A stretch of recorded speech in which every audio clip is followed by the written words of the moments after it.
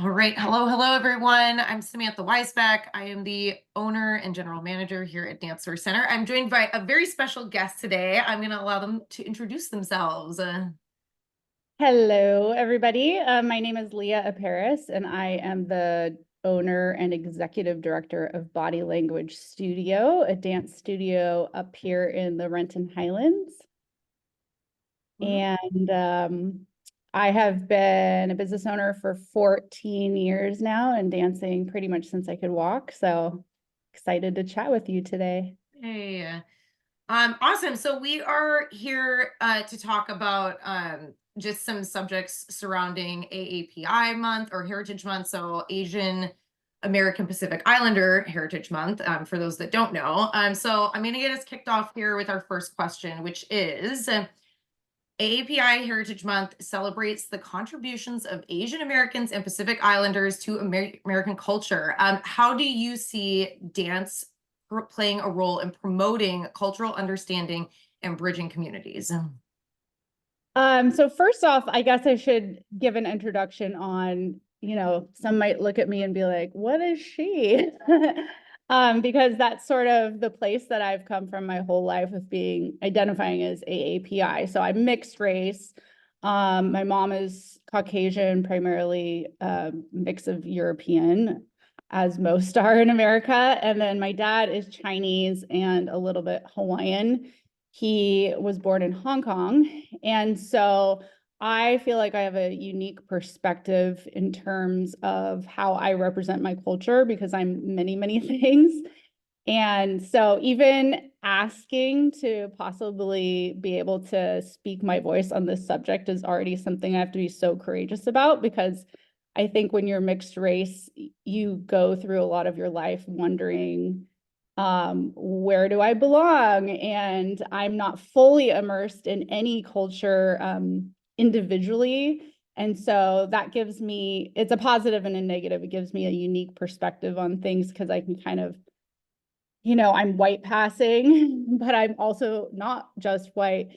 And I'm very connected to the Asian side of my identity in Pacific Islander. So with all that being said, my studio is called Body Language Studio, which initially, when I chose this name for my business a decade and a half ago, it was like a very not very interesting story, I guess. But as it's evolved over time, I really am convicted by the idea that dance, movement, body language is universal. And so it doesn't see spoken language, it doesn't see race, it doesn't see identity. We are all humans living on this earth. We're all moving, walking, dancing.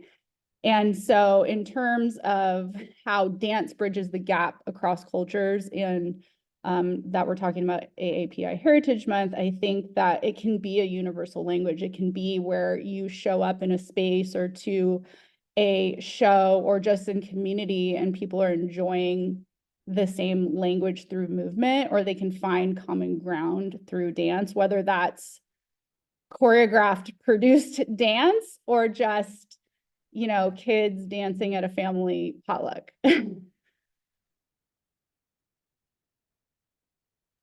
Awesome. So and you shared a little bit about your heritage, but can you share how your heritage has influenced your journey as a dancer and studio owner, and then how you incorporate elements of your culture into your dance practice and teaching philosophy?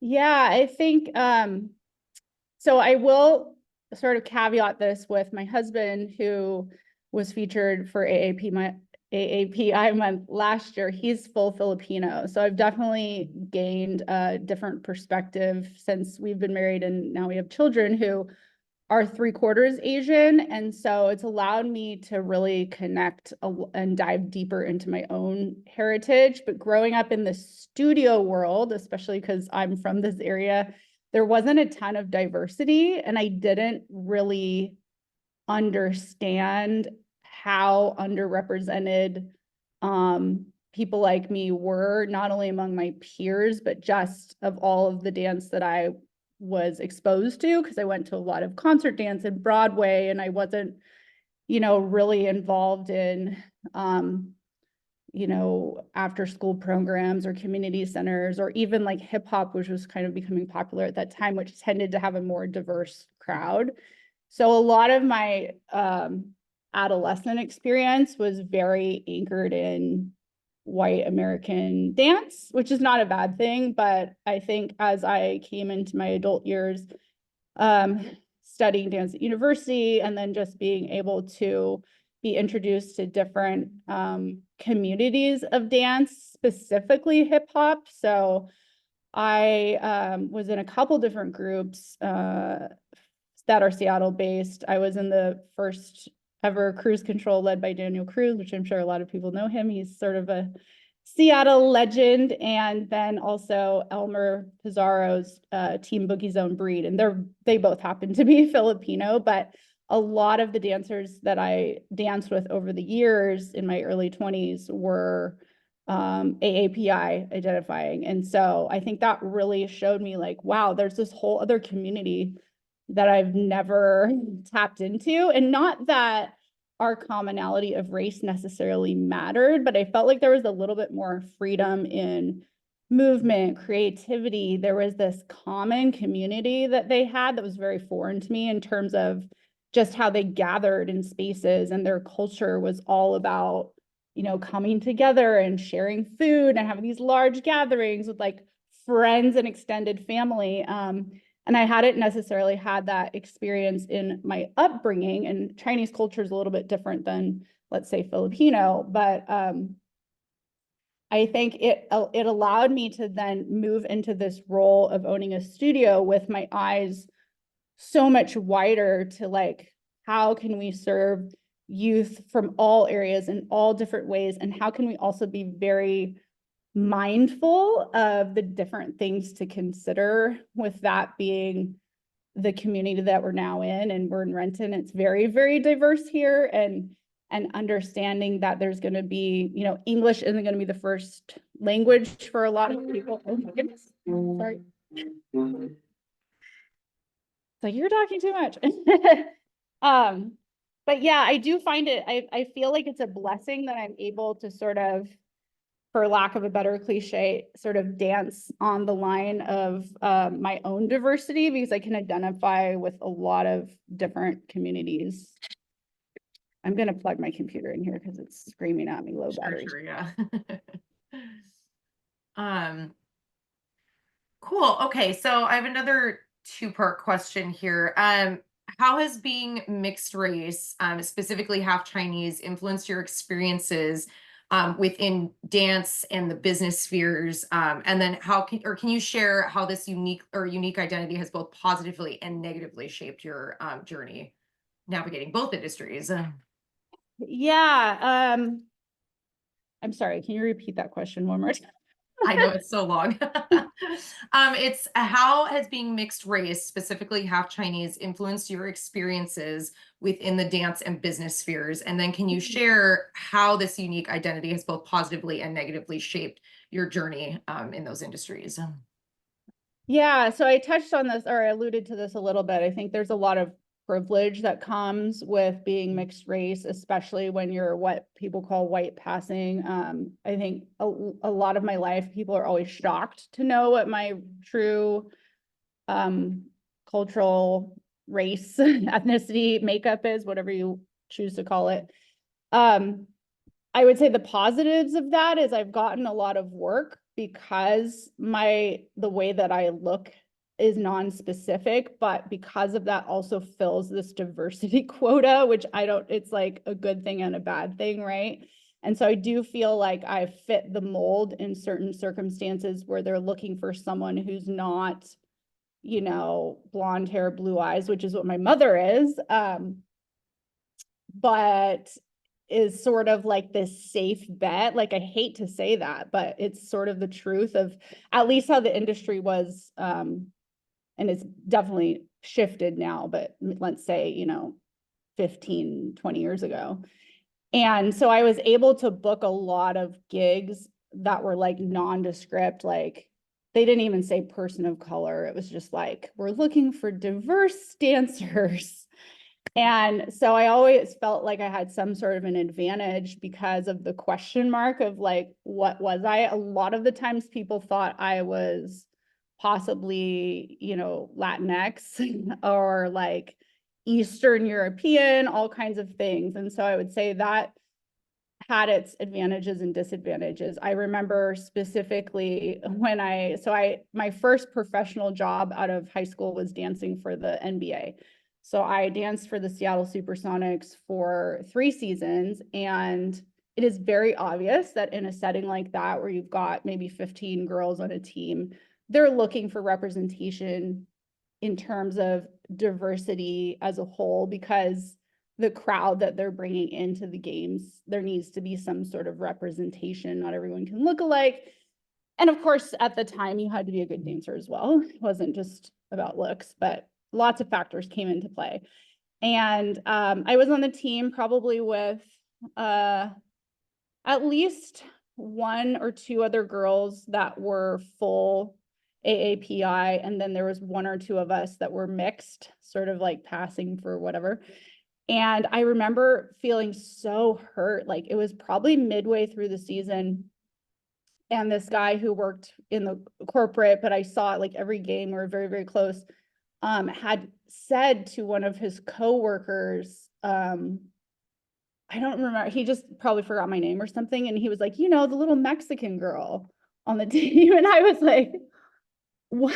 Like, and it's not that, it's not that I have anything against anyone who identifies as Mexican, but it was just like, wow, that's how other people see me. Like, they don't even know what I am. They don't even ask. But then I was also like, wait, am I filling that role? Like in terms of appearance on this team? So I think that was the first time, because I was such a young adult, where I went, wow, because I think when you're mixed race, you also don't see yourself as like, I am fill in the blank, because how do you? And growing up in the 80s and 90s, you had to check one box, like on all those tests and surveys. You couldn't say multi-ethnic, you couldn't check all that applied. It was like, you had to decide. So I remember sometimes, like, depending on the grade I was in, I was white or I was Asian. And then I think finally in high school, I could choose other, which is, and so I wasn't really used to belonging to one community. But then on the flip side of that, I think it made it challenging for me, especially in dance, and especially as I got to immerse myself in more cultural dance, of feeling like I wasn't enough of that thing. And so I had a lot of interest at one point in Chinese traditional dance, and I thought there's a lot of beautiful aspects of that. And I love lion dance and fan dance and all of this stuff, but I felt so othered with that community, even though that's half of me, because I don't speak the language. My mother is not Chinese. She didn't cook Chinese food. We went out to, dim sum. And even though my dad, obviously, and my like cousins and everyone speak full Chinese, I was still that kid even at my family's table who everyone's talking in another language. And even my mom, who's white, understands Chinese. So for me, it was very like, I don't know where I fit in and how does this belong? And that's definitely happened in the dance community. And I think especially as in the last decade, as cultural pride and identity has strengthened, and a lot of communities have come together to put on their own events or to produce shows focused on their cultural heritage, I've still felt like, how do I show up, and like, I don't necessarily talk the talk, or, most people still are shocked to know that, oh, what, your dad's Chinese? And so. Well, thank you for sharing all of that. It's quite a bit. Yeah. So can you also elaborate on how your Hawaiian heritage has enriched your connection to dance, particularly through hula? I know that there's this intersection of cultures happening there. And I kind of also want to know, like, how does that contribute to your artistic expression and understanding of dance? Yes, definitely. I'm gonna be very unprofessional and like move my entire desk right now, so you guys get to see the studio. We're This is going on called a tour. Oh, okay, just navigating some brief technical difficulties. We are back. we are back. Yeah, sorry about that. My background's obviously changed. I needed an outlet and I was, yeah. No worries. Shuffle. So yeah, let's talk about hula. So I briefly mentioned I have a little bit of Hawaiian heritage from my dad's side.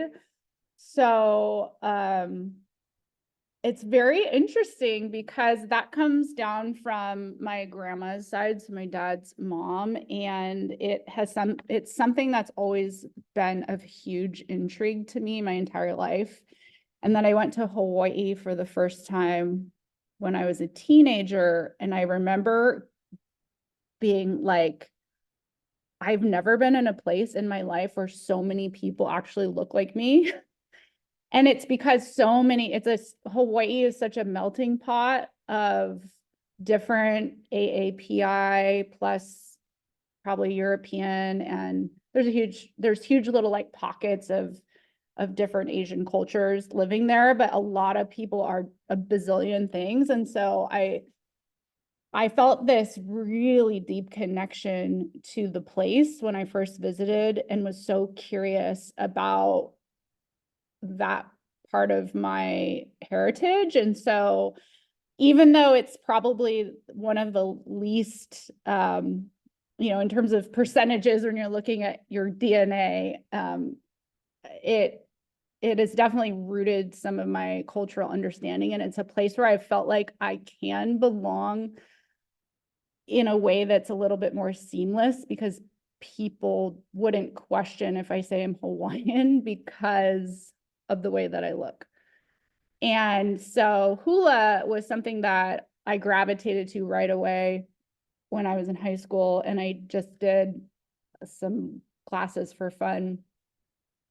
And then when I started to take over the studio, it was something that I was always interested in possibly having as an offering here, because I think it's nice to expose any kids to any cultural dance style. And then the stars aligned, and we happened to have someone who had moved here who was looking for a place to teach hula. And so that's reignited my hula journey and really gave me a deeper understanding of the culture, because she had been taught by a hula master out of Florida for most of her adolescent life, and just had a really rich appreciation and understanding. And so I've learned a lot through her.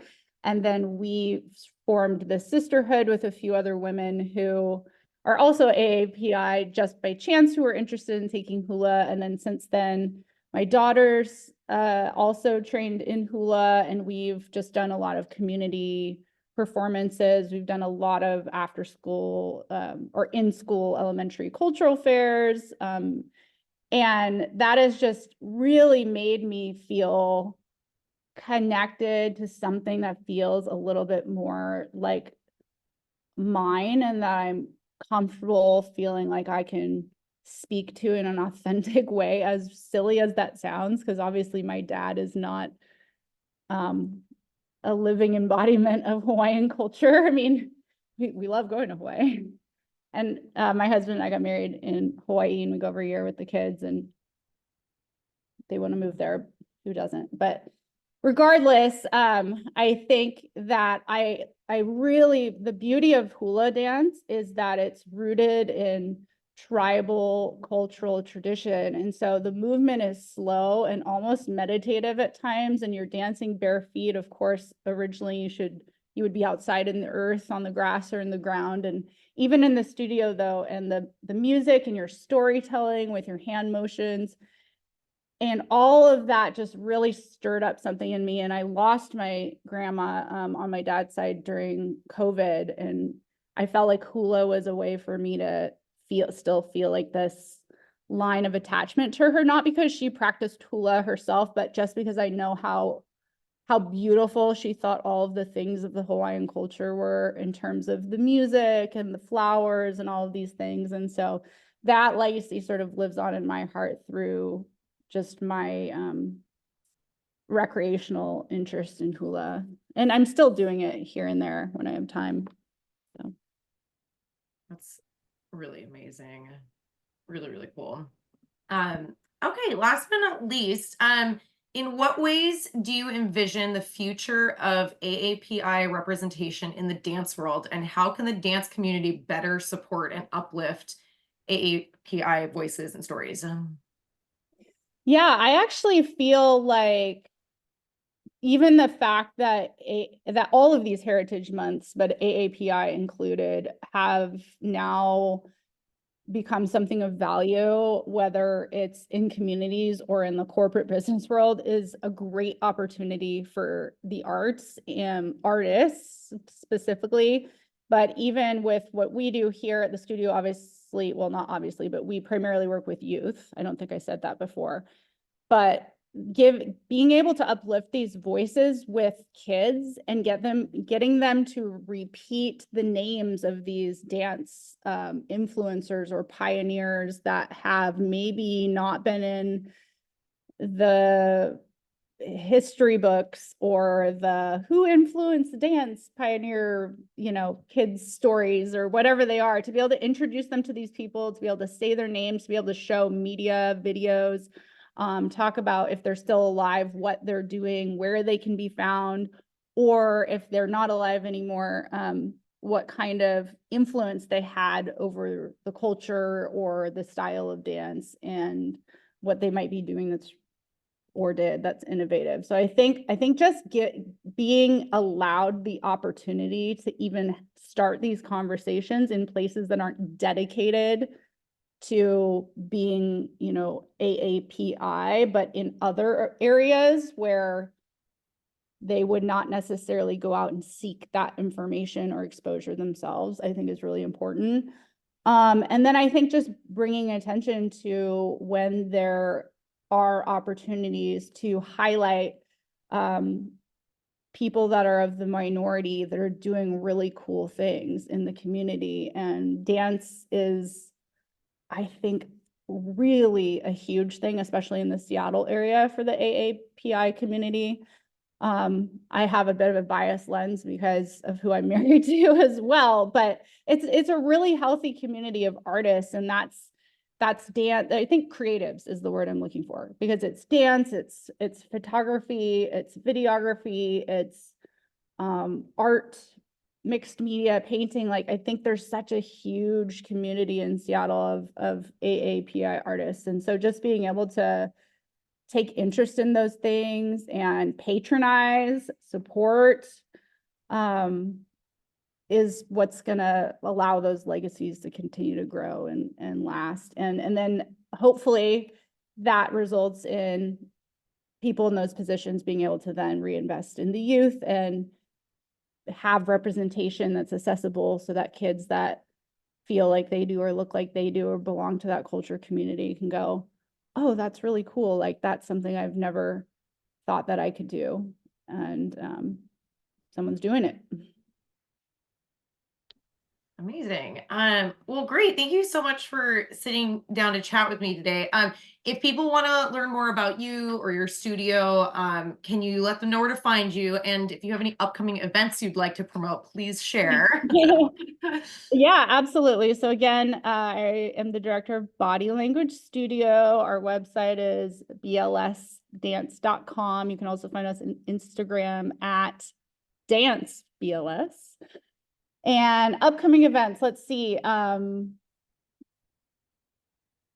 don't know when this is going to be published, but we do have a special event for International Dance Day and a ribbon cutting with the city of Renton coming up next Saturday, May 4th.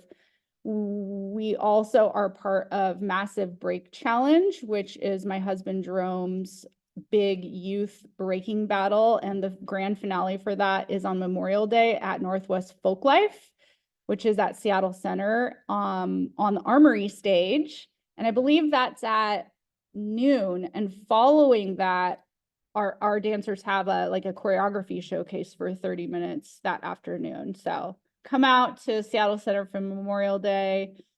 It's always good weather, and enjoy some some dance. And then other than that, we have our June recital, sort of our end of the year show coming up as well. So check it out. Ooh, awesome. Well, thanks everybody. We'll see you next time. Thank you so much, Sam. It's a pleasure. Thank you.